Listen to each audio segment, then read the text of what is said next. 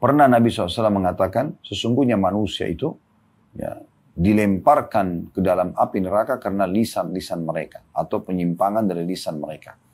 Maka kata Mu'adz radhiyallahu anhu, ini jawaban dari pertanyaan Mu'adz radhiyallahu anhu. Waktu Nabi SAW menjelaskan tentang masalah neraka dan bagaimana lisan bisa membawa orang ke dalam api neraka, maka dia mengatakan, ya Rasulullah, apakah kami akan dihisab oleh Allah karena perkataan lisan kami? Maka kata Nabi SAW, celaka hai Mu'adz kalau kau tidak memahami masalah ini. Sesungguhnya mayoritas manusia justru dilemparkan dalam api neraka karena lisan mereka. Allahu Rabbi wal Islamu dini wa Muhammadan Rasulullah. Assalamualaikum warahmatullahi wabarakatuh. Alhamdulillah. Selalu saja lisan kita memuji dan memuja Allah subhanahu wa ta'ala atas segala nikmat yang dilimpahkan kepada kita, terutama nikmat Islam dan iman. Karena dengan Islam dan iman, kita jadi mengenal siapa pencipta alam semesta termasuk diri kita sendiri. Kita juga jadi mengetahui apa tujuan kita lahir di muka bumi ini. Dan juga apa yang boleh kita nikmati, apa yang harus kita kerjakan, dan apa yang harus kita hindari dan jauhi. Dan ini nikmat yang sangat besar. Karena seorang muslim yang beriman kepada Allah subhanahu wa ta'ala, itu pasti punya panduan hidup. Selain daripada itu juga cukup banyak nikmat yang lain dari kesempatan, kesehatan, dan yang lain-lain semuanya. Allah subhanahu wa ta'ala memerintahkan kita untuk selalu mensyukurinya. Dengan dua susunan kata, Alhamdulillah. Maka jadilah sosok muslim yang selalu membasahi lidah dan bibirnya dengan kalimat ini. Atau dua kata ini. Selanjutnya kita panjatkan salam hormat kita kepada utusan Allah Nabi besar Muhammad sallallahu alaihi wa alihi wa sahbihi wasallam. Sebagaimana Allah telah perintahkan kita untuk mengucapkan salam hormat tersebut. Dan tentu saja berharap agar Allah membalas dengan satu kali salam hormat ini. Diberikan sebagaimana dijanjikan 10 kali rahmat. Dan rahmat Allah meliputi pengampunan dosa, peninggian derajat, pemenuhan kebutuhan, dan juga solusi dari permasalahan. Saudaraku seiman, bagi teman-teman yang mengikuti via Zoom ataupun media secara umum sekarang di media Khalid Basalam Official, apakah di TikTok, apakah di Instagram, di Facebook, di YouTube, di Telegram, semuanya insya Allah ini semoga Allah subhanahu wa ta'ala mengikhlaskan niat kita, menjadikan kita hamba-hambanya yang berpuasa Ramadan dan mendirikan malam Ramadan karena keimanan dan mengharapkan pahalanya. Dan kita semuanya diampuni dosa-dosanya, dimaafkan kesalahannya, bahkan diganti menjadi pahala dengan izin Allah subhanahu wa ta'ala. Sebagaimana Allah firmankan dalam Al-Quran, dalam surah Al-Furqan, orang yang taubat nasuha ulaika alladhina yubaddilullah sayyiatim hasanat. Mereka adalah orang-orang yang Allah ganti dosa-dosa mereka menjadi pahala. Dan semoga Allah subhanahu wa ta'ala juga selalu menjaga ketentraman, persatuan, kesatuan, dan kemerdekaan negara kita. Allah berikan kita pemimpin-pemimpin yang adil, yang baik, yang bertanggung jawab, yang amanah, serta bertakwa kepada Allah subhanahu wa ta'ala, dan juga menjadikan masyarakat, penduduk Indonesia ini semuanya bergotong royong dalam kebaikan, dan menjaga persatuan dan kesatuan juga kemerdekaan kita, sehingga negeri kita maju, makmur, dan menjadi contoh bagi negara-negara yang lain. Dan semoga Allah subhanahu wa ta'ala menolong dengan pertolongan yang sangat besar, dan juga secepat mungkin bagi saudara-saudara kita di Palestina, terutama di Gaza, dan dimanapun di muka bumi yang sedang tertindas. Semoga Allah ikhlaskan niat mereka, terima para syuhada mereka, mulakan Islam di tangan mereka dan tangan kita semua, dan semoga Allah subhanahu wa ta'ala ikut sertakan kita bersama mereka di pahala, baik dengan doa, dengan harta, juga dengan jiwa kita. Dan semoga Allah subhanahu wa ta'ala menyatukan kita semua di surga Firdausnya tanpa hisab, menyatukan dalam majlis ilmu yang mulia ini. Dan semoga yang mengikuti acara ini live ataupun siaran ulang, baik itu dari semua media tadi yang sudah kami sebutkan, atau mungkin ada yang menggunakan media lainnya, ya.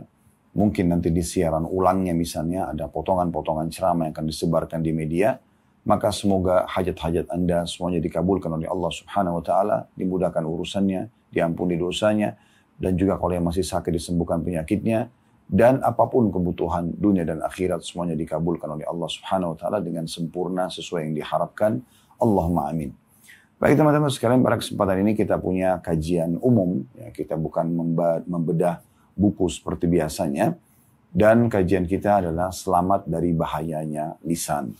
Alhamdulillah kita sedang berada di bulan Ramadan. Salah satu bulan mulia, bulan kegembiraan bagi umat Islam. Bulan pelatihan peningkatan skill spiritual mereka. Atau peningkatan keimanan dan ketakwaan mereka kepada Allah Subhanahu wa Ta'ala. Maka kesempatan emas di bulan Ramadan ini kita meraih banyak sekali keutamaan. Di saat tiba Ramadan, Nabi Muhammad SAW bersabda kepada para sahabat, "Qad atakum syahrul Ramadan, syahrul mubarak." Telah datang kepada kalian bulan Ramadan, bulan yang penuh dengan keberkahan. Berkah waktunya, berkah makanannya, berkah minumannya, berkah ibadahnya. Berkah juga taubatnya, selamat dari dosa-dosa. Karena umumnya orang rajin berbuat amal saleh. Dan itu umumnya orang-orang di seluruh muka bumi di kalangan muslimin. Dan mereka juga menjauhi dosa-dosa. Maka berkah semuanya. Dan kata Nabi SAW, "Iftarallahu alaikum siyamah." Allah memerintahkan kalian untuk berpuasa di dalamnya. Pelatihan, kesehatan yang luar biasa. Selain memang ada perintah Allah SWT yang merupakan spiritual atau keimanan. Dan juga kata Nabi SAW, "Fi tuftahu abwabul jannah." Di bulan Ramadan dibuka semua pintu-pintu surga. Iklan resmi dari sang pencipta Allah Subhanahu wa Ta'ala, mulai 1 Ramadan kemarin sampai akhir Ramadan. Kami adalah penyambung lidah Allah Subhanahu wa Ta'ala, tanda kutip. Maksudnya kami yang menyampaikan dengan lidah kami. Allah Azza wa Jalla turunkan melalui wahyunya untuk disampaikan kepada umat manusia apa yang diajarkan kepada Nabi SAW dan para da'i dan ulama menyampaikan dan menyambungkan itu kepada umat. Bahwasanya 1 Ramadan sampai akhir Ramadan dibuka pendaftaran untuk menuju ke surga. Maka siapapun yang mendaftarkan diri di waktu ini, maka sangat dekat untuk bisa diterima dan dicatatkan menjadi ahli surga. Karena umumnya yang kita kerjakan di Ramadan adalah perbuatan ahli surga. Siang harinya puasa, otomatis kita jauhkan diri dari yang diharamkan, dan juga bahkan yang dilarang walaupun dasarnya selain puasa dibolehkan seperti makan dan minum yang halal. Dari azan subuh sampai azan maghrib tidak dibolehkan. Kita tetap patuh. Ini adalah amal ahli surga. Karena patuh kepada sang pencipta Allah dan Rasulnya Muhammad SAW. Begitu juga di malam hari kita sibuk setelah buka puasa. Sedikit saja kita kumpul sama keluarga. Sudah masuk waktu isya. Kemudian ada tarawih. Kemudian setelah itu kita istirahat. Ada sahur. Begitu terus. Belum jadi di antaranya diisi dengan mencari nafkah halal. Majelis ilmu seperti ini. Menjenguk orang sakit misalnya. Atau mengantar jenazah, atau sekian banyak amal-amal saleh dari doa, dari zikir, dari sedekah, dari umrah dan seterusnya yang bisa dikerjakan, maka semuanya akan membawa kita ke dalam surga tentunya, atau memudahkan kita untuk meraih rahmat Allah yang membuat kita masuk ke dalam surga. Serta kata Nabi SAW, "Wa fihi tughlaqu abwabul jahim." Dan di bulan Ramadan ini ditutup semua pintu neraka. Dalam salah satu hadis Nabi SAW yang sahih, diriwayatkan atau disebutkan oleh Al-Mundhiri dan disahihkan oleh Syekh Al-Albani dalam kitab Sahih At-Targhib wa Tarhib, adalah sabda Nabi SAW, sesungguhnya Allah Subhanahu wa Ta'ala atau Allah Azza wa Jalla memiliki orang-orang atau hamba-hamba yang dibebaskan dari api neraka di bulan Ramadan, dan itu terjadi di malam-malam atau di setiap malam dari malam-malam Ramadan. Dibebaskan artinya bisa dihapus namanya dari api neraka. Makanya Imam Haram Mekah, Imam Masjid Nabawi, Imam Masjid Aqsa, mereka di antara doa kunut mereka adalah Allahumma a'tik riqabana wa riqaba abaina ummahatina minan nar. Ya Allah selamatkanlah dan hapuskanlah nama kami, kedua orang tua kami, ayah dan ibu kami dari api neraka. Fihi lailatul khairum fihi tughallu fihi syayatin. Tughallu fihi syayatin, dan pada bulan Ramadan dibelenggu semua syaitan-syaitan yang jahat. Dalam beberapa riwayat lain sehingga mereka tidak leluasa menggoda seleluasa di luar Ramadan. Lalu kata Nabi SAW, "Fihi laylatul khairu min alfi syahr." Di malamnya ada malam lebih baik daripada 1000 bulan. Ya, itulah Lailatul Qadar yang kita tahu di 10 terakhir Ramadan. Hanya saja Allah akan memudahkan hambanya untuk mendapatkan dan meraih kesempatan ibadah di Lailatul Qadar bagi orang yang memang mengejarnya dari awal. Bukan orang yang baru mengatakan nanti aja deh saya di malam ganjil 10 terakhir baru ibadah. Enggak. Memang dari awal dia semangat untuk mengejarnya, maka ini akan diberikan oleh Allah Subhanahu wa Ta'ala. Kata Nabi SAW, "Man haruma khairaha faqad harum." Siapa yang terharamkan dari kebaikannya, maka telah terharamkan dari semua kebaikan. Artinya kalau Ramadan aja nggak baik, lalu kapan dia akan baik? Nah, salah satu fungsi Ramadan adalah bulan pelatihan agar kita mencapai tingkat ketakwaan. Sebagaimana Allah Subhanahu wa Ta'ala sebutkan dalam surah Al-Baqarah di ayat yang sangat masyhur. yang bunyinya ya ayyuhalladzina amanu kutiba alaikumusyamu kama kutiba alal ladzina min qablikum la'allakum tattaqun. Hai orang beriman, diperintahkan, dicatatkan, dibuatkan program untuk kalian puasa dan ibadah-ibadah, rangkaian ibadah di bulan Ramadan sebagaimana telah dibuatkan untuk orang-orang sebelum kalian, untuk diperintahkan untuk orang sebelum kalian agar kalian mencapai tingkat ketakwaan. Tanda kutip di sini tingkat ketakwaan. Jadi betul-betul kita punya peluang emas untuk bisa ya mencapai tingkat ketakwaan yang selalu patuh pada Allah, mengerjakan perintah dan meninggalkan larangan. Nah, ini yang menjadi target utama ya yang akan diraih di bulan Ramadan. Oleh karena itu teman-teman sekalian, bukan hanya sekedar mengerjakan perintah, tetapi bagaimana juga kita melatih diri kita terbiasa meninggalkan yang dilarang. Karena berapa banyak orang yang puasa, ya batal puasanya karena mereka melakukan pelanggaran-pelanggaran agama yang bisa membatalkan puasa mereka. Perhatikan misalnya, ya, sabda Nabi SAW, ya, man lam yada' qawl az-zuri wal 'amala bihi falaysa lillahi hajatun fi an yada'a ta'amahu wa syarabah. Siapa yang tidak meninggalkan perkataan dusta dan juga terus menjaganya, mengamalkan dusta itu, maka tidak ada hajat bagi Allah untuk menilai lapar dan hausnya. Juga dalam hadis yang lain, man lam yada' qawl az-zuri wal jahla wal 'amala bihi. Siapa yang tidak meninggalkan perkataan dusta dan juga kebodohan, kezaliman, maksiat secara umum, ya, dan dia tetap kerjakan, falaysa lillahi hajatun fi an yada'a ta'ama wa syarabah. Allah tidak ada hajat untuk menilai lapar dan hausnya. Dalam riwayat yang lain, ini hadis-hadis yang sanadnya hasan, sahih, ya. Kalau tadi hadis pertama itu sanadnya hasan, sanadnya sahih, diriwayatkan oleh Bukhari. Tadi riwayat kedua diriwayatkan oleh An-Nasai dengan sanad yang sahih. Dan juga ada riwayat diriwayatkan oleh At-Tabarani dengan sanad hasan di ghairi, menjadi hasan karena dikuatkan dengan riwayat-riwayat lain. Kata Nabi SAW, man lam yada'il khana wal kadhiba fala hajata lillahi ay yada'a ta'ama wa syaraba. Barang siapa yang tidak meninggalkan ucapan kotor dan dusta, maka Allah tidak membutuhkan puasanya di mana dia meninggalkan makan dan minumnya. Jadi kita lihat ini penyampaian-penyampaian Nabi SAW ini bukan hanya sekedar berarti kita kerjakan perintah, bukan hanya sekedar puasa, bukan hanya sekedar sholat, tapi harus juga diimbangi dengan meninggalkan hal-hal yang haram ini. Karena kalau Anda tetap menyalahgunakan ya, atau melanggar apa yang telah Allah ya, larang untuk dilanggar, maka bisa saja mengurangi kadar pahala puasa, bahkan membatalkannya. Nah, di sini kan sabda Nabi SAW, Allah tidak ada hajat untuk menilai lapar dan haus, puasanya sia-sia saja. Kenapa? Karena tadi ya berkata dusta, berbuat hal yang sia-sia, kemudian berkata kotor, ya.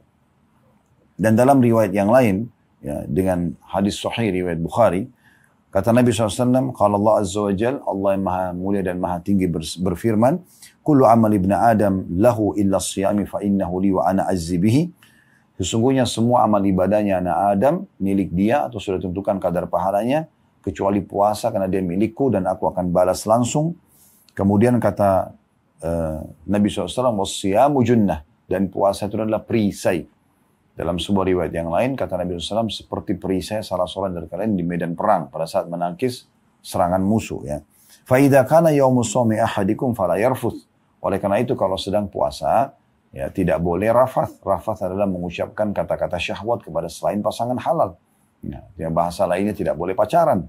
Kembali lagi ke masalah lisan nih ya. وَلَا يَسْخَبْ, dan tidak boleh berucap kotor, mencaci maki, mencela, menghina. Ya. فَإِنْ سَابَّهُ أَحَدٌ أَوْ قَاتَلَ فَلْيَقُلْ إِنِّي صَائِمٌ إِنِّي صَائِمٌ. Kalau ada yang ajak dia bertengkar, ribut, ya, pada saat dia sedang puasa, sebaiknya dia mengatakan saya sedang puasa, saya sedang puasa. Ya, jadi kita lihat bagaimana luar biasa ya, pelatihan diperintahkan di bulan Ramadan bukan hanya untuk meningkatkan spiritual keimanan dari sisi mengerjakan ketaatan. Puasanya, misalnya baca Qur'annya, sholatnya, zikirnya, doanya, seterusnya. Tapi juga satu sisi ini yang perlu. Karena umat banyak sibuk dengan yang pertama tapi lupa dengan yang kedua. Yaitu juga meninggalkan larangan-larangan. Perhatikan sabda Nabi SAW selanjutnya dengan sanad sahih diriwayatkan oleh Ibnu Khuzaimah. Laisa siyamu minal akli wasyurb. Puasa itu bukan hanya sekedar menahan diri dari lapar dan haus. Innamas siyamu minal lagwi wal rafath. Tapi puasa yang harus dipikirkan adalah bukan hanya ketaatannya, mengerjakan perintah, tapi juga harus jauh dari hal yang sia-sia dan juga perkataan yang bisa mengundang syahwat kepada pasangan yang tidak halal. Ya. Fa in sabbaka ahadun aw jahila alaik, kalau seandainya ada orang mencaci makimu ataupun sengaja menyakitimu, mengganggumu, ya, maka faqul inni shaim, inni shaim. Katakan aku sedang ikuti program puasa, aku sedang ikuti program puasa. Ya. Dan ini cukup banyak hadis-hadis Nabi SAW yang serupa dengan ini. Dan kata Nabi SAW, rubba sha'imin hadzuhu min siyamil ju' wal atash.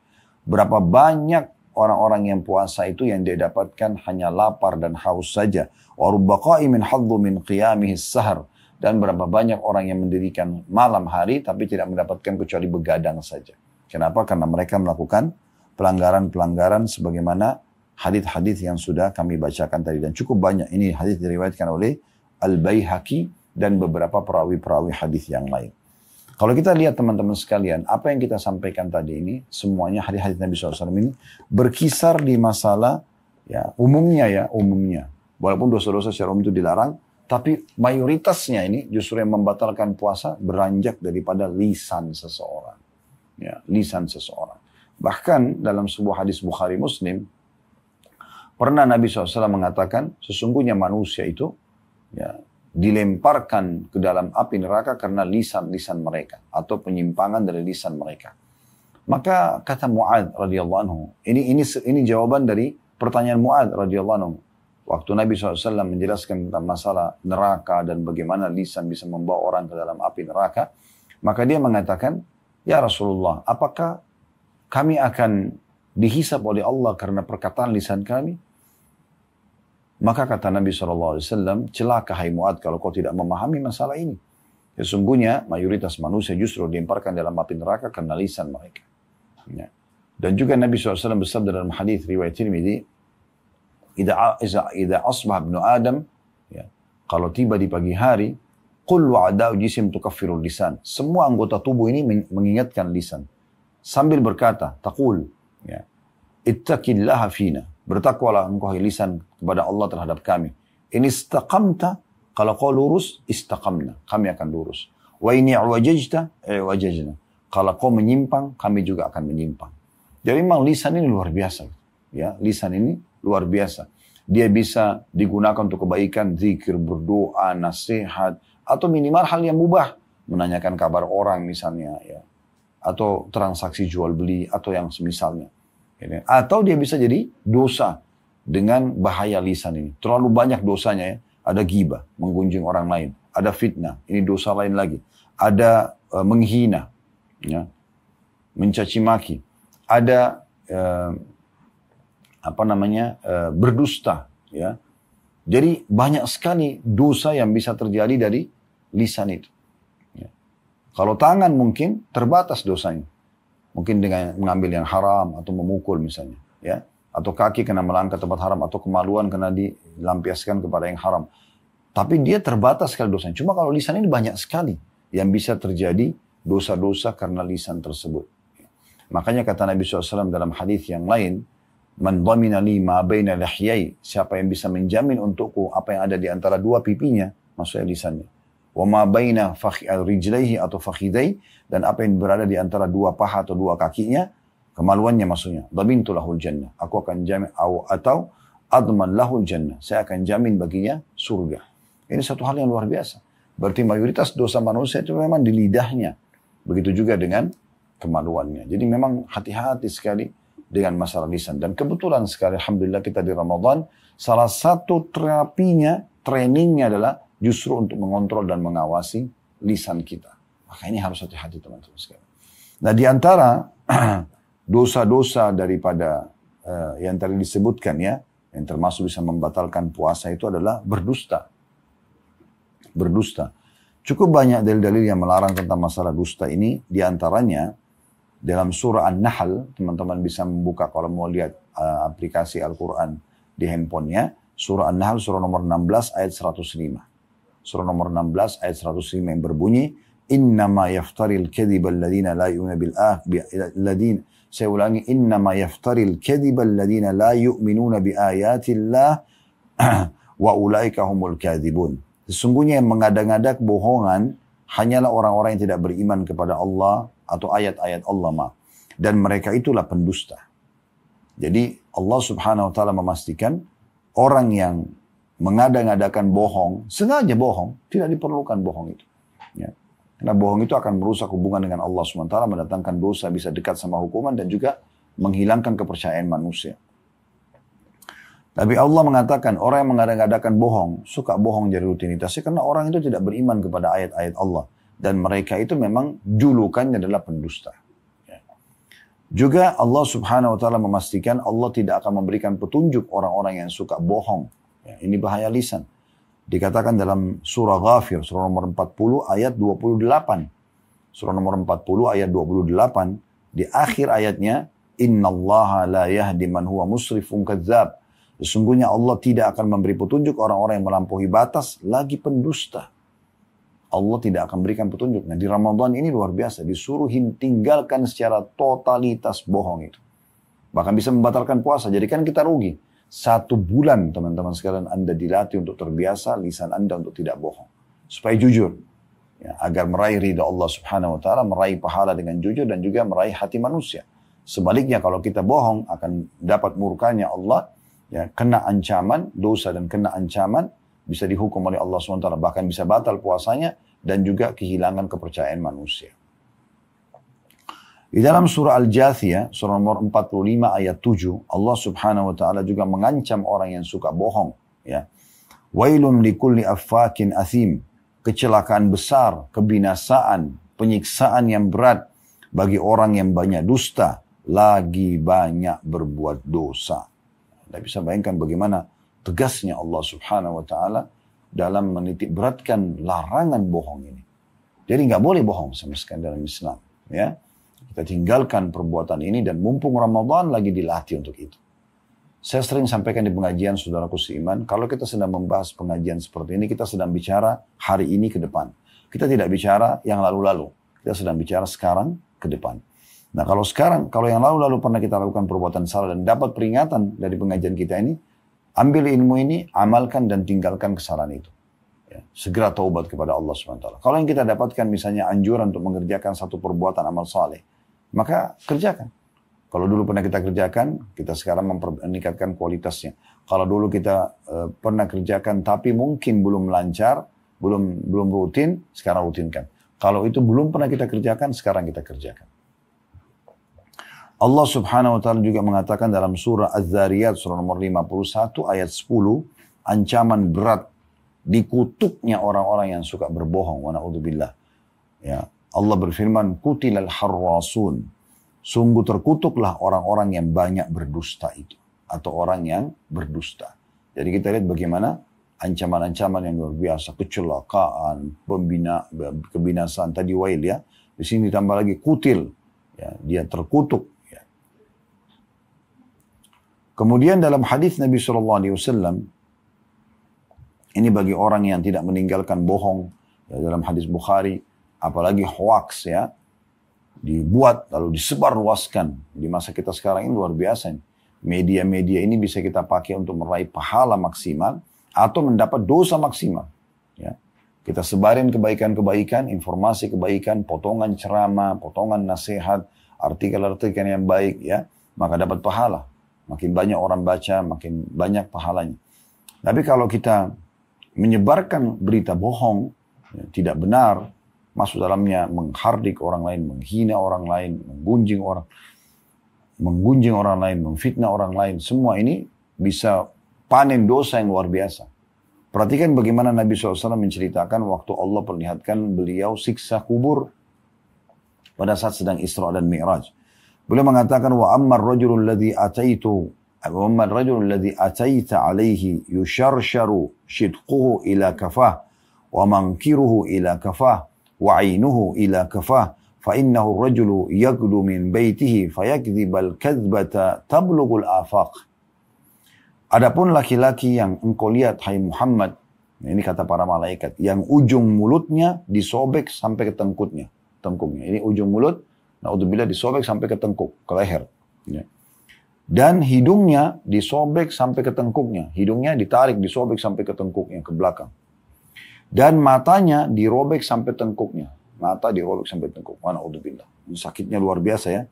Dia adalah orang yang keluar dari rumahnya, lalu dia berdusta dengan kedustaan yang mencapai seluruh penjuru. Sebar luasin gosip.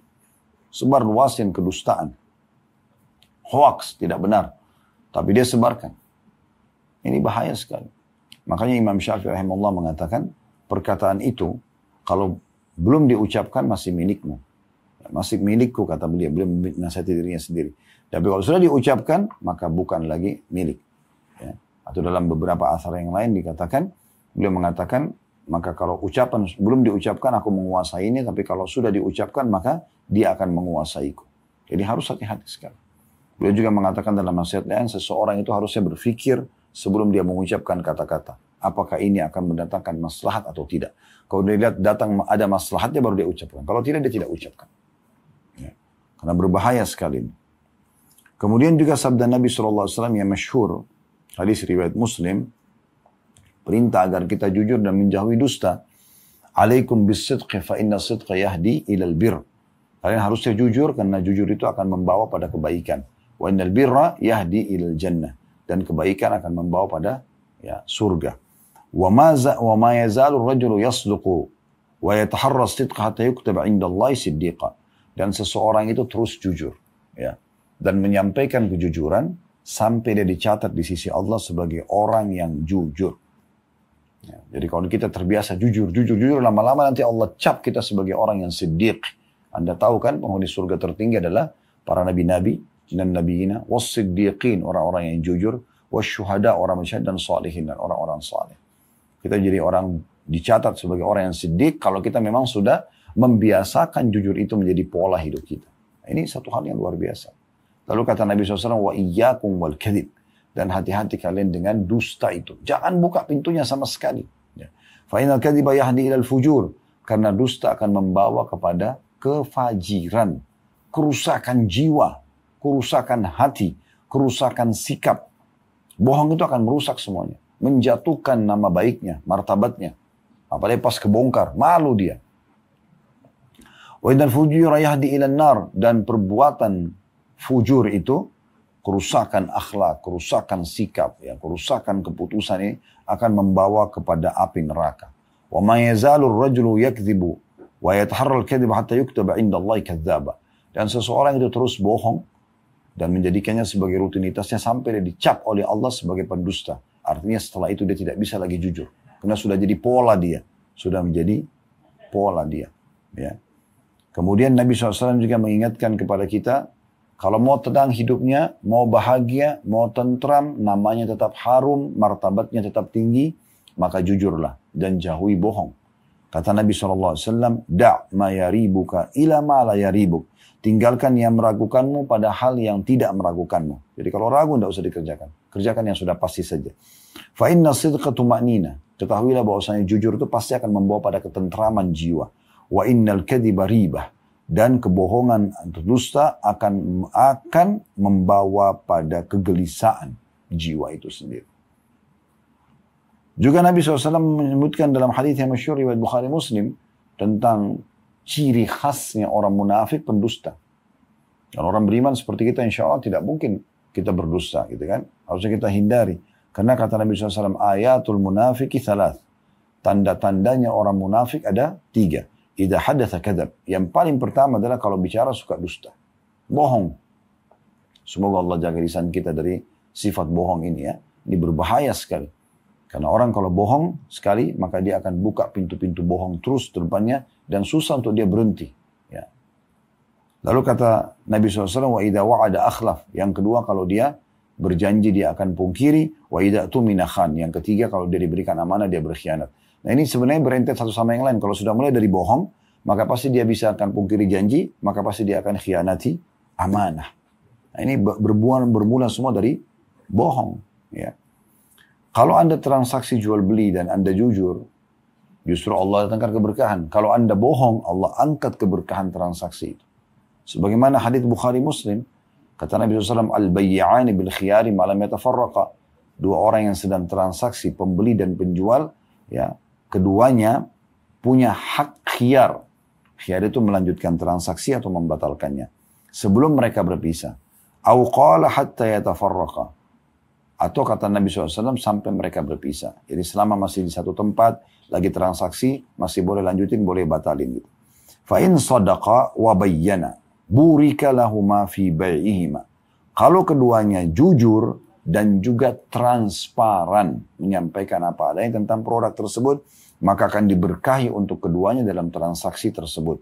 Wa in katama wa kadaba, kalau keduanya menyembunyikan dan berdusta, muhikat barakatu bai'ihima, akan diangkat keberkahan transaksi mereka. Coba Anda bayangkan bagaimana luar biasanya efek daripada kejujuran tersebut. Mendatangkan ridho dan rahmat Allah, pahalanya besar, bisa mencapai derajat tertinggi di surga. Ya, sebagaimana tadi kita sebutkan bahwasanya bersama dengan nabi-nabi adalah siddiq, ya, orang-orang yang jujur. Kemudian ya, juga dia akan mendatangkan ridho manusia, disukai oleh manusia. Diridhoi oleh Allah, mendapatkan pahala besar, masuk surga, dan mendapatkan ridho manusia. Gitu ya. Sebaliknya bohong itu bahaya sekali. Dia akan merusak semuanya. Merusak citranya, merusak sikapnya. Bahkan dia sendiri rusak secara kejiwaan. Kalau dia terbiasa berdusta. Kemudian ada juga hadis Nabi SAW riwayat Imam Muslim yang harusnya kita jadikan sebagai perhatian khusus ya. Kata Nabi SAW, "Thalathatun la yukallimuhumullahu yawmal qiyamati wa la yanduru ilaihim wa la yuzakkihim wa lahum azabun alim." 3 golongan, kata Nabi SAW. Ya, perhatikan ancamannya. Allah tidak akan berbicara dengan mereka pada hari kiamat. Anda bayangkan kalau Anda diundang di satu acara, semua orang diajak ngomong kecuali Anda sendiri. Bagaimana perasaan Anda? Tidak akan diajak ngomong sama Allah hari kiamat. Allah tidak akan lihat mereka. Yang kedua, Allah tidak akan mensucikan mereka. Maksudnya memaafkan kesalahan, kalaupun ada kesalahan ditimbangan dosanya, yang harusnya kalau dibersihkan bisa masuk surga. Gitu. Walahum azabun alim, dan mereka punya siksa yang pedih. Ada 4 ancaman. Yang pertama, al-mannan. Orang yang suka menyebut-nyebut kebaikannya. Jadi kalau Anda sudah berikan kepada orang, tidak usah sebutin lagi. Ya. Karena Anda niatnya karena Allah subhanahu wa ta'ala, bukan karena dia. Ya. Mau orang itu terima kasih atau tidak, sama saja. Ya. Kemudian yang kedua, al-musbilu izarah. Orang yang menutup mata kakinya dari kalangan laki-laki ya. Isbal. Ini bahaya sekali. Nggak boleh dibiarkan celana kita bagi laki-laki menutupi mata kaki. Kita usahakan naik di atas mata kaki. Kalau perempuan tentu tidak ada masalah. Ini bagi laki-laki ancamannya. Dan yang ketiga, khusus yang masalah isbal ya. Yang pakaian menutupi mata kaki itu. Kalau dari atas, kalau dari bawah, kaos kaki dipakai nggak masalah. Ya. Kalau dari atas, maka itu laki-laki, ini termasuk yang kena ancaman tadi. Dan yang ketiga, ini saksi bahasan kita. Awal munfiku sil'atau bil halifil kadib. Atau bil halafil kadib. Ya. Orang yang tertransaksi produknya, tapi diikuti dengan sumpah bohong. Demi Allah belum sampai modalnya. Demi Allah begini dan begitu, misalnya. Nah ini kena ancaman yang berat. Kemudian dalam hadis riwayat Ahmad, ya, kata Nabi SAW, La yu'minul abdu al-imanu kullah. Seorang hamba tidak akan bisa mencapai tingkat keimanan terbaik, sempurna, hatta yatrukal kadhib fil mizahati. Sampai dia meninggalkan dusta walaupun bercanda. Wa bitarkil mirai wa in kana sadiqa, dan meninggalkan perdebatan walaupun dia ya benar. Ya, sudah jelasin argumentasi pada orang, dia terima alhamdulillah. Tidak terima ya sudah, tidak ada masalah buat dia. Ya. Ini hadis yang luar biasa. Jadi tolok ukur iman seseorang sempurna justru dia harus tinggalkan berdusta itu. Kalau dibiarkan tetap dusta ada, maka tidak akan sampai pada tingkat keimanan tersebut. Makna lainnya adalah orang beriman tidak akan dusta. Karena tidak bisa ketemu antara iman dengan kedustaan. Yang bisa hanya iman dengan kejujuran saja. Ya. Karena orang yang sudah beriman sama Allah dan mengenal Tuhannya, dia tidak akan takut kecuali kepada Allah. Kenapa harus takut? Orang kan biasa bohong itu karena takut pada manusia. Kan? Untuk apa takut sama manusia? Jujur saja. Kemudian selanjutnya kata Nabi SAW, Inni la'amzah wa la'akulu illa haqqa. Dalam hadis riwayat Tabarani. Sungguhnya aku pun bercanda, kata Nabi SAW. Bukan tidak boleh bercanda orang beriman. Tetapi kata Nabi SAW, aku tidak mengucapkan kecuali yang benar. Orang kalau kita sampaikan sebuah cerita, dan cerita itu memang misalnya lucu, membuat orang tertawa. Dan itu betul apa adanya gitu ya. Tidak ada masalah. Tapi kalau Anda rekayasa, ini jadi masalah ini. Ya. Begitu juga Nabi SAW mengatakan, Wailun lilladhi yuhaddithu fayakdhib liyudhika bihil qawma wailun lahu wailun lahu. Dalam hadis riwayat Abu Daud Tirmidzi dengan sanad hasan. Sungguh kecelakaan bagi orang-orang yang berbicara kemudian dia bohong hanya untuk membuat orang tertawa. Maka kecelakaan buat dia, kecelakaan buat dia. Jadi luar biasa ancamannya. Jadi kalaupun mau harus bercanda sama orang, bercanda tapi bercanda yang benar. Ya, menceritakan orang, membuat orang terhibur juga dengan benar. Tidak ada sesuatu yang dusta di situ. Ibnu Qayyim rahimahullah berkata, iman asasnya adalah kejujuran.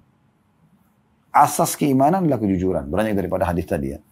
Dan nifaq, kemunafikan, asasnya kedustaan. Jadi itu pondasinya memang.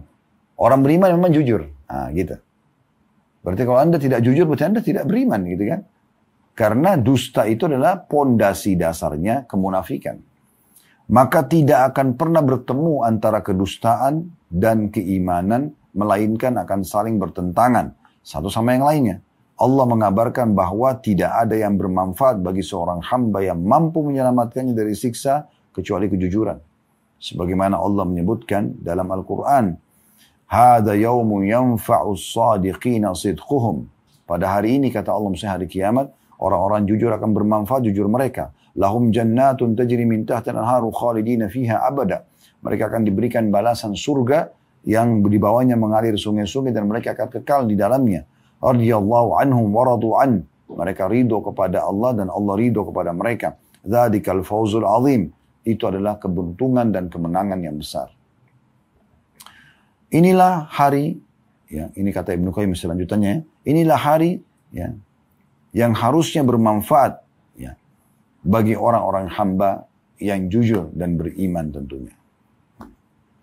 Kemudian dalam hadis ya, yang disebutkan oleh Nabi SAW, itu bohong kita tinggalkan secara totalitas. Tapi perlu kita sampaikan juga ada keadaan di mana keadaan ini masih ada pengecualian dalam agama.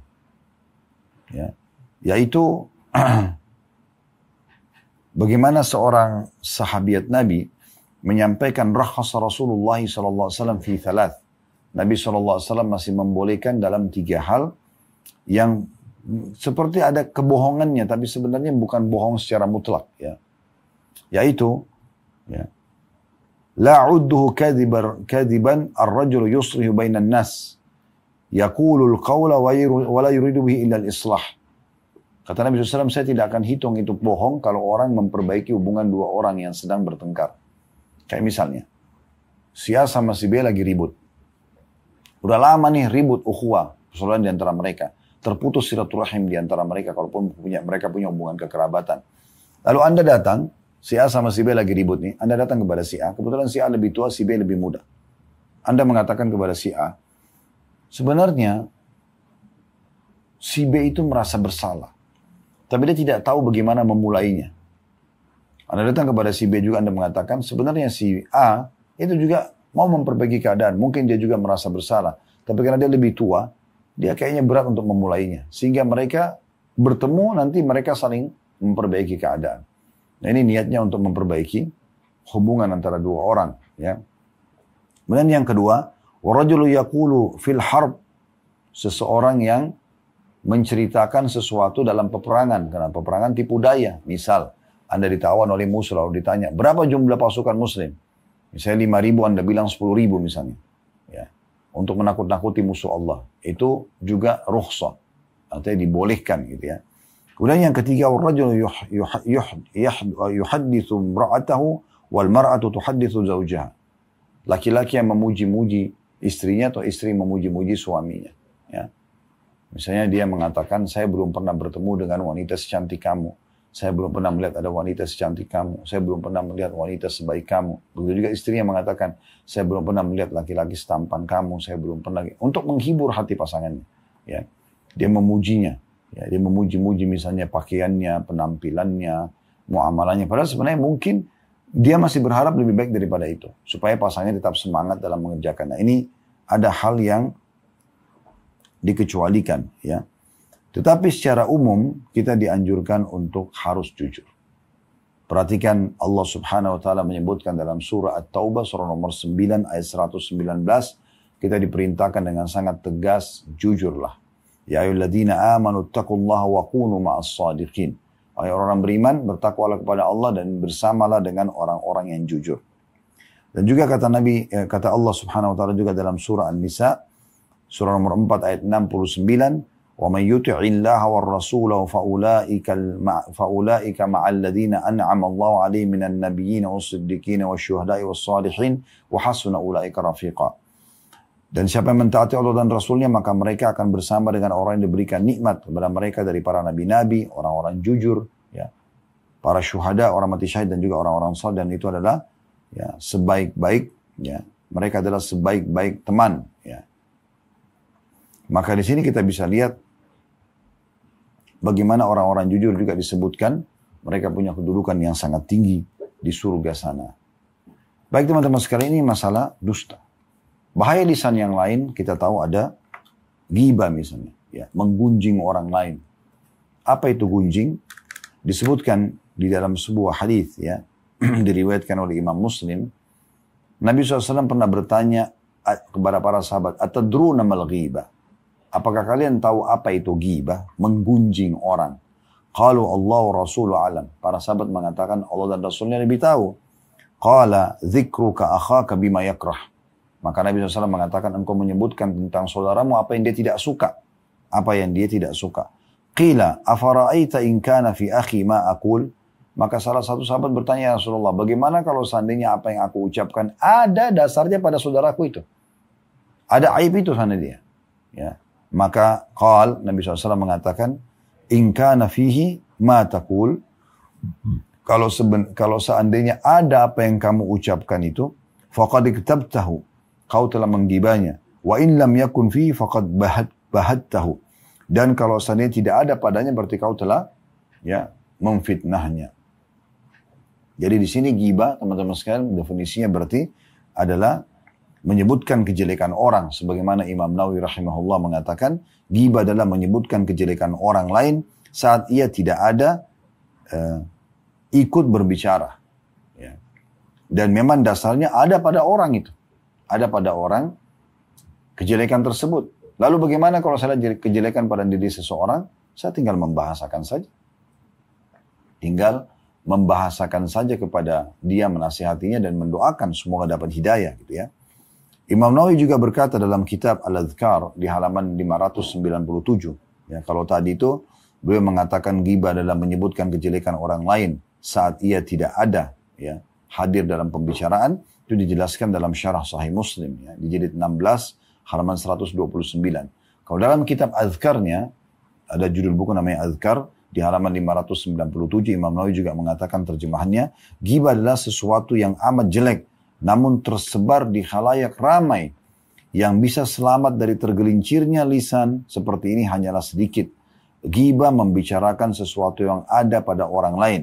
Sesuatu yang diceritakan ada pada badan, agama, dunia, diri, akhlak, bentuk fisik, harta, anak, orang tua, pasangan hidup, pembantu, budak, pakaian, cara berjalan, gerak-gerik, wajah, ya, gerak-gerik, mimik wajah, kemudian kebodohan, kefasihan lidah, atau segala sesuatu yang berkaitan dengannya.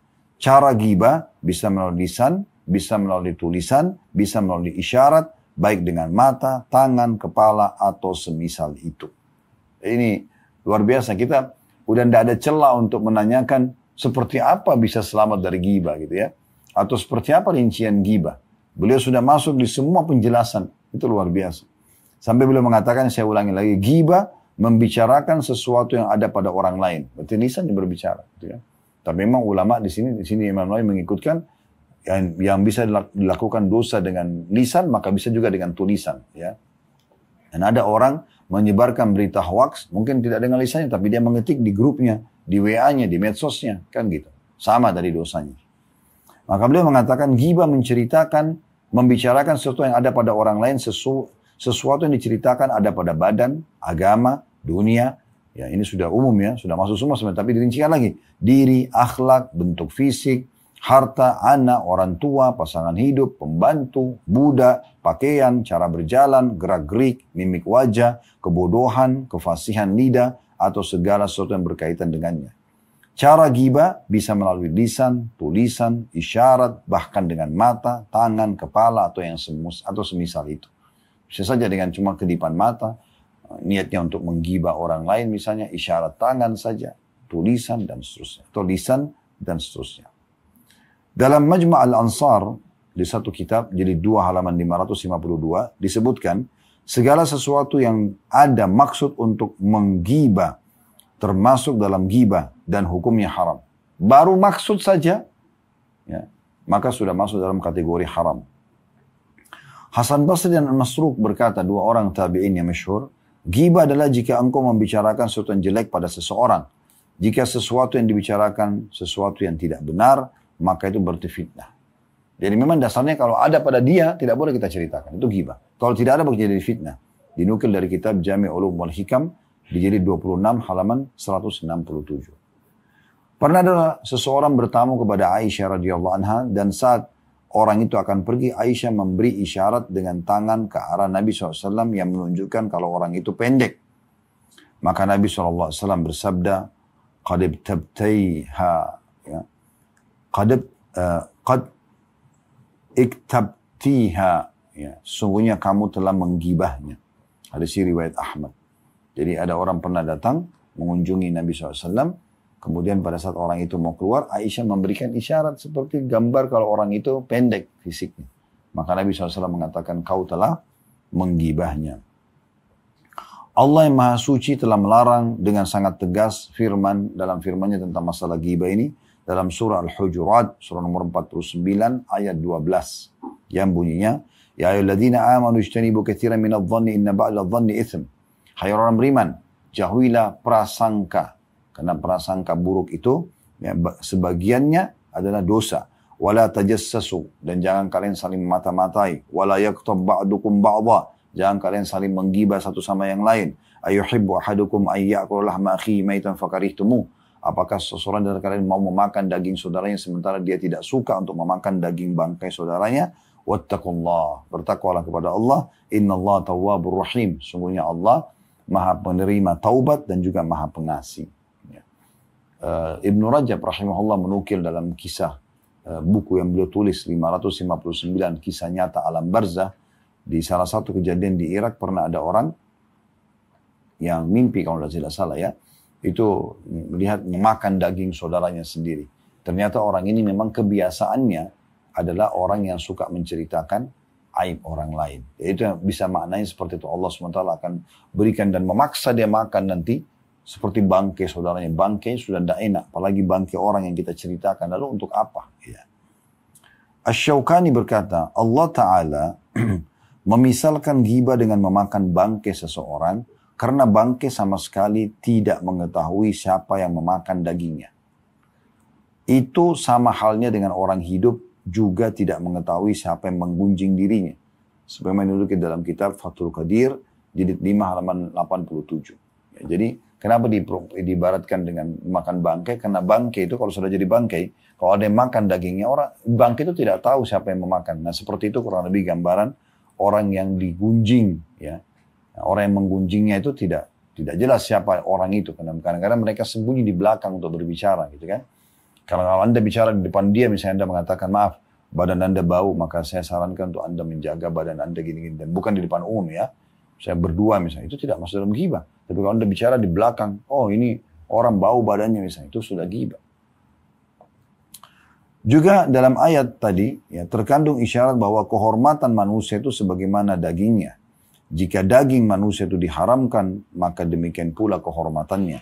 Ayat ini melarang setiap muslim menggibah dan perbuatan ghibah jelek dan tercelah bagi pelakunya. Ini masih lanjutan perkataan dari ya Asy-Syaukani rahimahullah. Ya, jadi beliau mengatakan sebagaimana dagingnya manusia tidak boleh kita makan karena manusia bertaring kan, kita nggak boleh memakan yang bertaring. Maka berarti sama, haram juga hartanya, haram juga kehormatannya. Sebagaimana dalam hadis Bukhari Muslim kata Nabi SAW, ya sungguhnya muslim terhadap muslim yang haram darahnya, hartanya, nama baiknya atau martabatnya. Kata rahimahullah berkata, sebagaimana engkau tidak suka jika mendapati saudaramu dalam keadaan mayit penuh ulat, yang engkau makan, maka demikianlah buruknya bila engkau menggibahnya saat ia masih hidup. Nah, ini luar biasa ya. Jadi ini semua menjelaskan makna surah Al-Hujurat tadi ayat 12 ya. Surah nomor 49 ayat 12. Bagaimana Allah mengatakan, apakah kalian ingin memakan bangkai saudara kalian padahal kalian membencinya. Maka Qatada lebih tegas lagi memaknakan penjelasan daripada tafsir ayat tadi. Sebagaimana engkau tidak suka jika mendapati saudaramu dalam keadaan mayit penuh dengan ulat-ulat lalu engkau memakannya. Jijik sekali kan. Maka demikianlah buruknya jika engkau menggibahnya saat ia masih hidup. Dinukil dari kitab tafsir beliau Jami' al-Bayan wa Ta'wil ayat Al-Quran di jilid 26 ayat 100 halaman 169. Dalam kitab Kunuz Riyadus Salihin di jilid 18 halaman 164 disebutkan para ulama sepakat akan haramnya ghibah dan ghibah termasuk dosa besar. Ya, karena diikuti dengan ancaman. Jadi dosa besar bukan main-main itu ya. Nabi SAW bersabda dalam Ma'uri Jabi, marartu biqaumin lahum azfarun min nuhas. Pada saat aku sedang di Mi'raj atau di Isra Mi'raj, kan perjalanan Isra Mi'raj ya.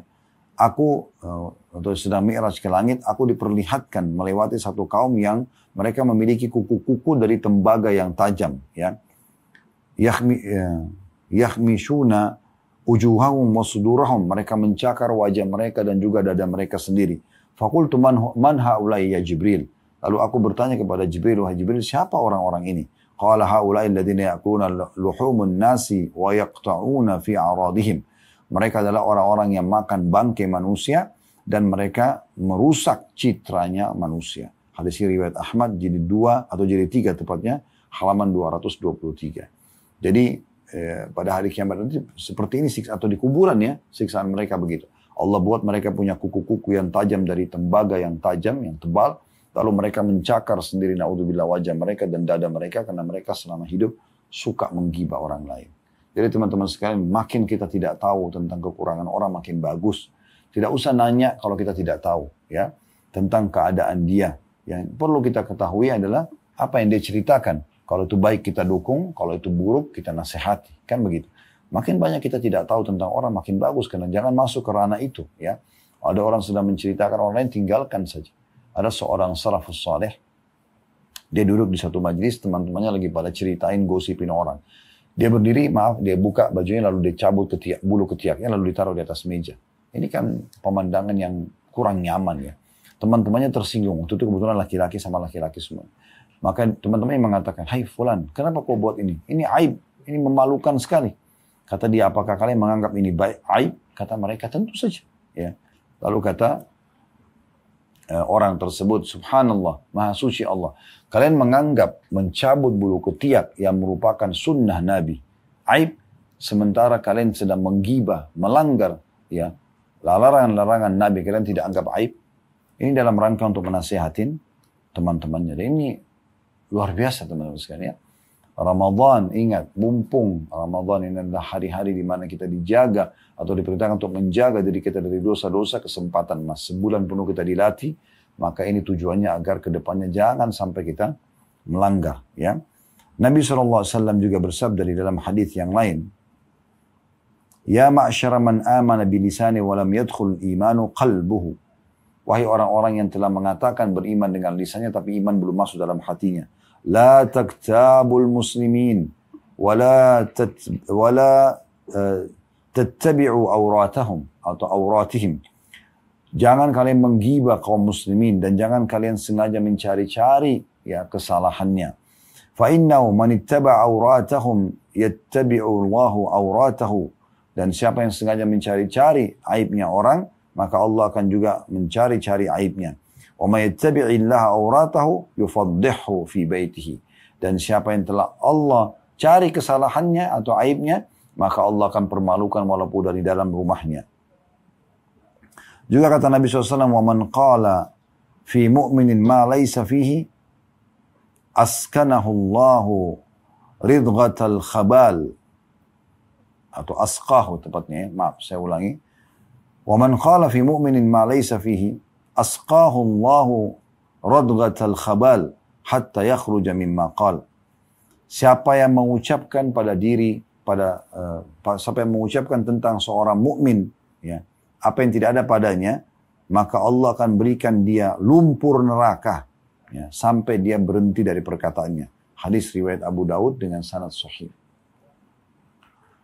Juga sabda Nabi SAW, ya, man kanat indahu madlamatun li akhihi falyatahallalhu minha. Siapa yang punya kezaliman yang pernah dia lakukan pada saudaranya, baik itu menggibahnya, merusak citranya, memfitnahnya, ya, menghardiknya, mencelahnya, ya, apalah, ya, misalnya memukulnya, mengambil hartanya, apa saja. Maka mumpung di dunia, halilha. Halalkan segera itu.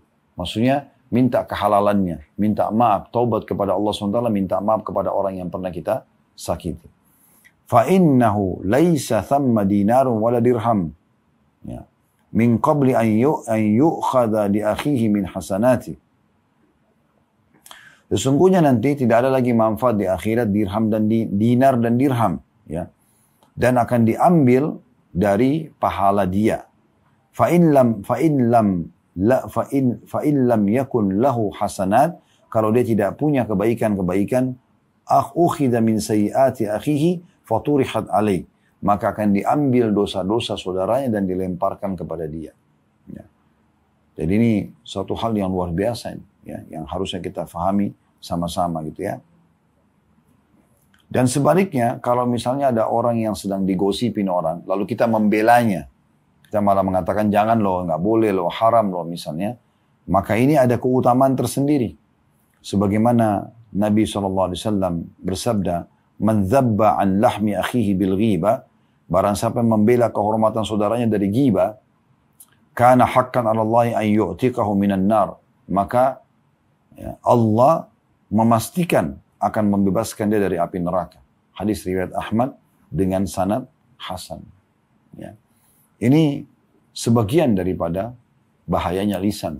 Kita belum bicara teman-teman sekalian masalah menghina, mencaci maki, itu ada sendiri lagi bahasannya ya. Dan cukup banyak. Ada lagi bab fitnah ya, menceritakan apa yang tidak benar, yang tidak ada. Kalau tadi kan ghibah, apa yang ada ya, apa yang memang dasarnya ada. Semua itu luar biasa teman-teman sekalian.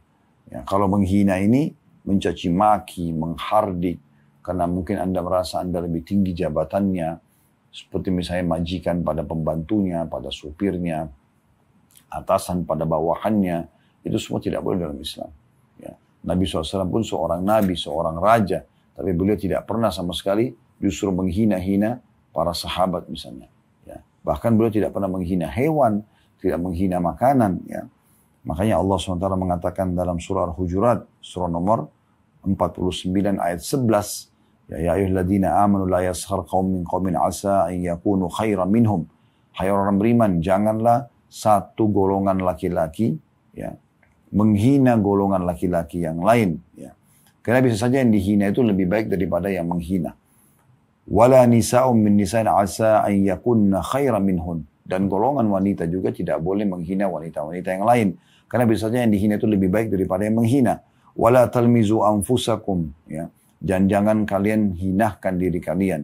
Wala tanabazu bil alqab ya, dan jangan kalian saling memanggil dengan julukan-julukan buruk. Bi'salismul fusuqu ba'dal iman. Sungguh ya, ini semua kalau terjadi ya, kalau ada orang tetap pakai nama-nama buruk, panggilan buruk, menghina, mencaci maki, menghardik, itu adalah panggilan-panggilan yang sangat tidak cocok ya, atau kefasikan setelah adanya keimanan. Oman lam yatub faulaika humudz zalimun, dan siapa tidak tobat dari perbuatannya ini tetap menghina, mencaci maki dan seterusnya, dirinya sendiri atau orang lain, maka mereka adalah orang-orang yang zalim. Abu Jurayya ya, radhiyallahu anhu berkata kepada Nabi SAW, berilah aku wasiat. Maka kata Nabi SAW, la tasubbanna ahada, jangan pernah kau caci maki siapapun. Maka kata Abu Jurayya radhiyallahu anhu, aku setelah mendengarkan wasiat ini tidak pernah menghina seorang pun, baik ia orang merdeka atau budak, ataupun unta dan domba. Hewan-hewan pun tidak ada, tidak pernah dihina. Jadi ini luar biasa. Ibnu Katsir membahas tentang tafsir surah Al-Hujurat, surah nomor 49 ayat ya tadi 11. Allah Ta'ala melarang dalam ayat ini merendahkan dan menghina siapapun. Hal ini sejalan dengan makna hadis Nabi SAW, sombong itu menolak kebenaran dan merendahkan orang lain. Ini dinukil Dan ini adalah perbuatan haram kata beliau. Di kitab tafsir Quran Al-Azim yang beliau tulis. Ya. Ini tafsirnya tadi Al-Hujurat ayat 11. Coba Anda bayangkan bahaya sekali. Ya. As-Sa'di rahimahullah seorang ulama tafsir juga berkata. Dalam ayat Al-Hujurat ayat 11.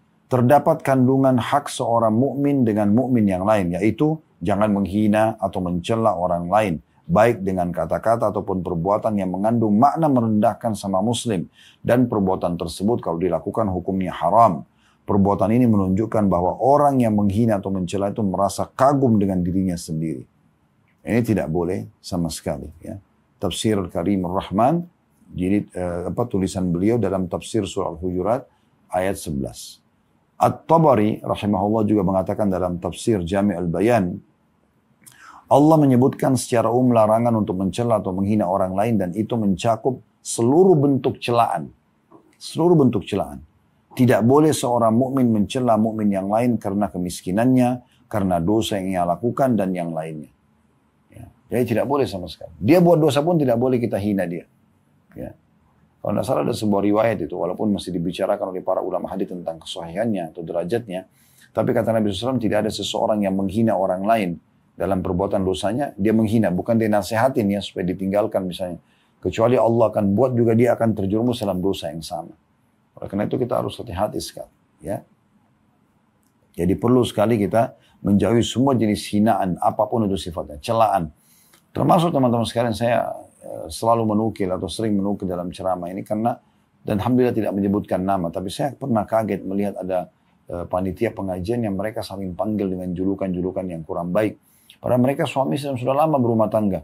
Pada saat saya tanya apa itu, mereka baru menjelaskan kalau itu panggilan-panggilan menghina gitu ya. Ya. Mungkin ada orang menghina warna kulit suaminya atau warna kulit istrinya atau tinggi badannya atau pendek badannya atau ini semua tidak benar. Kenapa nggak panggil sayang, cinta yang baik-baik aja gitu ya. Sama dengan anak-anak juga, mungkin anaknya gendut misalnya. Dia nggak usah bilang hai gendut misalnya. Untuk apa dipanggil begitu? Bilang saja Masya Allah, Tabarakallah, Masya Allah. Mudah-mudahan sehat ya nak. Mudah-mudahan Allah berikan postur tubuh yang ideal misalnya. Kita doakan baik-baik saja. Ya. Pernah ada beberapa orang sahabat teman-teman sekalian menertawakan, bukan mencaci maki, menertawakan betisnya Abdullah bin Mas'ud radhiyallahu anhu. Jadi Abdullah bin Mas'ud ini pernah naik ke atas pohon kurma. Kemudian dia lagi mau lihat sesuatu, mau menginformasikan kepada Nabi SAW dan kaum muslimin. Karena angin kencang, tersingkap betis beliau dan terlihat betisnya beliau kecil sekali. Maka sebagian sahabat sempat tertawa. Dan Nabi SAW bersabda kepada para sahabat yang tertawa di dalam hadis riwayat Ahmad dengan sanad sahih, walladzi nafsi biyadi lahuma athqalu fil mizani min Uhud. Ketahuilah betisnya ini yang kalian ketawakan itu demi Allah di timbangan amal lebih berat daripada gunung Uhud. Aisyah juga berkata radhiyallahu anha, qultu lin Nabi sallallahu alaihi wasallam, aku berkata kepada Nabi SAW, hasbuka min Safiyyah kada wa kada. Ya Rasulullah, cukuplah Anda dari memuji-muji dan memberikan kelebihan Safiyyah. Safiyyah istri Nabi yang lain, dari orang Yahudi. Wa qala ba'dur ruwat ta'ni qasirah. Sebagian perawi hadis ya mengatakan Aisyah memaksudkan Safiyyah pendek ya. Faqala Nabi SAW, maka Nabi SAW bersabda kepada Aisyah, laqad qulti kalimatan law muzijat bima'il bahri lamazajathu. Hai Aisyah, kau sudah mengucapkan kata-kata yang saking beratnya bobotnya, sampai kalau ditaruh di air laut, maka akan bisa mengubah air laut tersebut. Mengubah yang jadi warna biru, hijau, berubah jadi buruk semuanya. Hanya karena kata-katamu itu, karena beratnya dosa itu. Hadis riwayat Ahmad, Tirmidzi dan juga Ibnu Majah. Ya. Maaf, Abu Daud, Tirmidzi dan Imam Ahmad.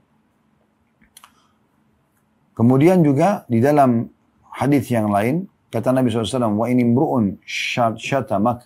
Kalau ada seseorang yang sengaja mencaci makimu, wa ayyaraka, ya, bima ya'lam fika, dan dia coba menyebarkan berita tentang kamu yang dia tahu tentang dirimu, fala tu'ayyirhu bima ta'lam fihi. Jangan kau balas dengan hal yang sama. Jangan juga kau sengaja cari aibnya lalu kau sebarkan juga. Fa innama wabala dzalika alaik. Karena akan kembali akibatnya kepada dia. Ibnu Qayyim rahimahullah berkata, wa kullu ma'siyatin uyyirat biha akhaka fahiya ilaika yahtamil an yuridu bihi annaha sabiratun ilaika wala budda an ta'malaha. Setiap maksiat yang dijelek-jelekan pada saudaramu, maka itu akan kembali padamu. Maksudnya engkau bisa dipastikan melakukan dosa tersebut. Ya. Dan dalam kitab Al-Urfus Syadhi, Syarah Sunan Tirmidzi, ta'yir atau menghina berbeda dengan mengingkari kemungkaran. Karena menghina atau menjelek-jelekkan mengandung kesombongan atau meremehkan orang lain dan juga merasa bangga telah bersih dari dosa. Tapi kalau kita misalnya ada orang buat salah nih, dia zina, dia riba, lalu kita bilang, nggak boleh, ini haram. Itu bukan menjelek-jelekkan namanya. Tapi yang menjelek-jelekkan ini memang dia niatnya merendahkan orang lain. Nah gitu. Dia merasa dirinya lebih bersih. Ini tidak boleh. Dan kata Nabi SAW, cukuplah seseorang berbuat dosa berat jika dia merendahkan saudaranya muslim. Hadis riwayat Muslim. Ini luar biasa nih ya, peringatan-peringatan Nabi SAW. Lalu dalam hadis yang lain riwayat Muslim juga, al-mutasabani ma qala fa'ala al-badi ma lam ya'tad al-madlum. Apabila dua orang saling menghina atau mencela, maka kehinaan yang terucapkan ditanggung oleh orang yang memulainya. Dia mulai mencaci maki. Selama orang yang terzalimi tidak melampaui batas, tidak membalasnya. Kalau dia balas, maka akan dilihat nanti kadar daripada dosa yang mereka lakukan satu sama yang lain. Dan kata Nabi SAW dalam hadis lain, sibabul muslimi fusukum wa qitalu kufr. Dalam hadis Bukhari Muslim.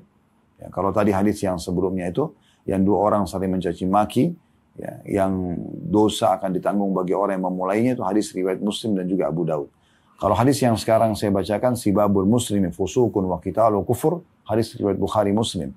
Mencela atau menghina seorang muslim kepastian, ya, mencela dan menghina seorang muslim kefasikan dan membunuhnya merupakan kekafiran. Maksudnya kefasikan itu dosa besar. Ya. Juga Nabi SAW bersabda, man halafa bimillati ghairil Islam kadiban fahuwa, ya, kama qal. Siapa yang bersumpah, ya, menggunakan nama selain agama Islam, walaupun dia bohong gitu kan, maka dia seperti yang diucapkan. وَمَنْ قَتَلَ نَفْسَهُ بِشَيْءٍ أُذِّبَ بِهِ فِي نَارِ جَهَنَّمٍ. Dan siapa yang membunuh dirinya dengan benda apapun, maka dia akan disiksa dengan benda itu di neraka Jahannam. وَلَعْنُ الْمُؤْمِنِ كَقَتْلِهِ. Melaknat seorang mukmin sama dengan membunuhnya. وَمَنْ رَمَى مُؤْمِنًا بِكُفْرٍ فَهُوَ كَقَتْلِهِ. Dan siapa yang melempar, menyatakan seorang mukmin kafir, maka dia seperti membunuhnya. Hadis diriwayatkan oleh Bukhari. Sifat orang mukmin teman-teman sekalian akan jauh dari semua caci-cacian, hinaan, menghardik. Sebagaimana sabda Nabi SAW riwayat Tirmidzi dan juga Ahmad. Laisal mu'minu bit-ta'ani walal la'ani walal fahish walal badi'. Bukanlah sifat orang mukmin banyak menghina atau mencela, banyak melaknat, mengutuk, orang yang buruk akhlaknya, dan bukan juga orang yang buruk omongannya. Ini bukan ciri orang mukmin. Ya. Saya ulangi kata Nabi SAW, laisal mu'minu bit-ta'an. Bukan sifat orang mukmin banyak menghina atau mencaci maki. Walal la'an, banyak melaknat, mengutuk, mendoakan keburukan. Walal fahish, dan juga bukan orang yang buruk, ya, keji akhlaknya. Walal badi, dan bukan juga orang yang buruk omongannya. Juga kata Nabi SAW, la yakunul la'anuna syufa'a wala syuhada yaumal qiyamah. Hadis diriwayatkan oleh Imam Muslim. Orang yang suka melaknat atau menghina, mendoakan keburukan, tidak akan dapat memberikan syafaat dan tidak akan menjadi saksi pada hari kiamat nanti. Karena ada sebuah hadis, kita tutup dengan ini teman-teman sekalian, hadis yang agung sekali. Agung sekali hadis ini, ya. Yaitu hadis Nabi SAW, Ar-riba thalathatun wa sab'una baban. Riba itu 73 pintu. 73 level maksud saya, tingkatan. Aisaruha ayyankiha rajul ummah. Yang paling ringan seperti orang berzina dengan ibunya sendiri. Itu riba. Wa inna arbar riba irdur rajul muslim. Dan ketahuilah bahwasanya, ya, pintu dosa yang paling berat adalah menodai kehormatan seorang muslim. Menghinanya, mencaci maki, merusak citranya. Itu seperti levelnya dosa 73-nya riba. Itu luar biasa. Ya. Riba aja sudah berat. Riba 73 level. Level paling rendah seperti berzina dengan ibu sendiri. Berarti kalau kita pertemukan dengan bab zina ini yang paling berat adalah zina dengan mahram. Itulah anak sama ibu, anak sama ayah, saudara sama saudara. Ini zina yang paling berat. Ya, kemudian ada zina menzinai istri mujahid, kemudian istri tetangga, ya. Kemudian baru zina secara umum misalnya, ya. Itu level tertingginya zina, berzina dengan mahram itu sama dengan level terendahnya riba. Itu level satunya riba. Level 73-nya itu setara dengan mencoreng kehormatan seorang muslim. Berarti bagaimana dosanya itu mencoreng kehormatan seorang muslim, itu luar biasa gitu, ya. Harusnya kita hati-hati sekali dengan masalah ini, ya. Ini berat sekali, teman-teman sekalian. Bahkan kita dilarang, ini hadis riwayat Al-Hakim, ya, dilarang bukan hanya sekedar mencaci maki manusia, mencaci maki hewan pun tidak boleh. Mencaci apapun tidak boleh. Ya. Sebagaimana ya, Nabi SAW dari hadis Abu Barzah Al-Aslami, dia mengatakan ketika seorang budak wanita berada di atas seekor unta tunggangan, dan di atas unta itu terdapat barang milik orang-orang lain. Ketika unta itu melihat Nabi SAW sedangkan jalanan sempit dan mereka harus melewatin tempat itu, maka budak wanita itu mengatakan, ayo cepatlah wahai unta. Ya, ya Allah, laknatlah dia ini. Ya, biasanya orang ketelepasan ngomong, ya, dia mau untanya cepat jalan, tapi dia mau, semoga Allah melaknatmu, misalnya gitu. Maka Nabi SAW bersabda, unta ini telah dilaknat, tidak boleh menemani kita. Hadis riwayat Muslim. Jadi dengan dia doakan burukan untanya, Nabi larang, tidak boleh jalan sama kita sekarang unta ini. Kalau dia mau jalan, dia mau pakai, dia jalan tempat lain. Jangan jalan bersama kita. Jadi saking luar biasanya Nabi larang tidak boleh menggunakan hinaan-hinaan seperti itu. Juga Nabi SAW mengatakan tentang tidak boleh menghina ayam jantan misalnya. Ini contoh dalam hadis riwayat Abu Daud. La tasubbud dika fa innahu yuqidu lis-shalah. Jangan kalian menghina ayam jantan karena dia membangunkan untuk sholat. Ya. Tidak boleh menghina masa, waktu, musim, ya. Hujan, musim panas, musim semi, musim salju. Anda tidak suka, ya sudah. Tapi itu jangan hina, karena itu seperti menghina penciptanya. Sebagaimana dalam hadis Muslim, kata Nabi SAW, La tasubud dahra fa inna Allah wad dahar. Jangan kalian mencaci maki waktu, musim, ya. Semua itu karena Allah penciptanya. Tidak boleh mencela angin. Dalam hadis riwayat Tirmidzi, Ahmad, kata Nabi SAW, La tasubur rih. Jangan kalian mencaci maki angin. Fa idza ra'aitum minha ma takrahun. Kalau apa yang kalian lihat dari angin itu ada sesuatu yang kalian tidak suka, karena angin ribut, angin topan, faqulu, katakan, Allahumma inna nas'aluka min khairi hadhihi rih. Ya Allah, kami minta kebaikan angin ini. Wa min khairi ma fiha, dan kebaikan yang ada di dalamnya. Wa min khairi ma arsalta, ya, bihi, dan kebaikan yang telah engkau utus bersamanya. Wa na'udzubika min syarri hadhir rih, dan kami berlindung kepadamu dari keburukan angin ini. Wa min syarri ma fiha, dan keburukan yang ada dalamnya. Wa min syarri ma ursilta bihi, dan keburukan yang telah engkau utus bersamanya. Enggak boleh mencaci maki penyakit, termasuk demam. Pernah Nabi SAW mendatangi Ummu Sa'ib radhiyallahu anha sambil mengatakan, ya, ada apa dengan wahai Ummu Sa'ib? Ya. Kemudian Ummu Sa'ib mengatakan, Al-humma la barakallahu fiha. Demam ya Rasulullah, semoga Allah tidak berkahi demam ini. Demam? Karena orang semua tidak mau demam. Dia berharap demam itu hilang dulu. Tapi dia mengatakan semoga Allah tidak berkahi. Ya, supaya tidak bertahan lama gitu. Faqala Nabi SAW, La tasubbina al-humma. Jangan pernah kau caci maki demam itu. Fa innaha tadhhabu khataya, atau tudhibu khataya bani Adam kama yudhibul kiru khabathal hadid. Karena demam itu akan membersihkan dosa-dosanya anak Adam sebagaimana pandai besi menghilangkan karat dari besi. Hadis riwayat Muslim, ya. Bahkan kita tidak boleh mencaci maki juga makanan, ya. Di dalam hadis Bukhari Muslim, Abu Hurairah mengatakan, Ma'aban Nabi SAW ta'aman qat. Nabi SAW tidak pernah menghina satu jenis makanan pun, satu jenis minuman pun. In ishtahahu akalahu wa in karihahu tarakahu. Kalau beliau suka beliau makan, kalau beliau tidak suka beliau tinggalkan saja. Ya. Sudah pernah tahu teman-teman sekalian, kalau kita dilarang bahkan mencaci maki syaitan. Syaitan aja tidak boleh kita caci maki. Kalau ada gangguannya kita, ya, mengatakan a'udzubillahi minasyaitonir rajim. Dalam hadis Nabi SAW riwayat Imam Ahmad, Abu Daud dengan sanad sahih, la taqul ta'isa syaitan. Jangan pernah kalian mengatakan celaka syaitan. Fa innaka idza qulta dzalika ta'azam hatta yakuna mithlal bait. Karena kalau kau ucapkan itu badannya jadi besar sampai seperti rumah. Wa yaqul biqauli, ya. Wa yaqul biquwwati, dan dia mengatakan, oh ini kekuatanku, kata syaitan. Walakin kul bismillah, tapi ucapkanlah bismillah, ya. Fa innaka idza qulta dzalika tasagar hatta yakuna mithlu dzubab. Karena kalau kau ucapkan bismillah, maka syaitan akan mengecil sampai seperti lalat saja, ya. Jadi kalau kita justru mencaci maki dia, ya, dia malah, ya, kita mengatakan kurang ajar nih syaitan, gini-gini, itu malah membuat dia besar.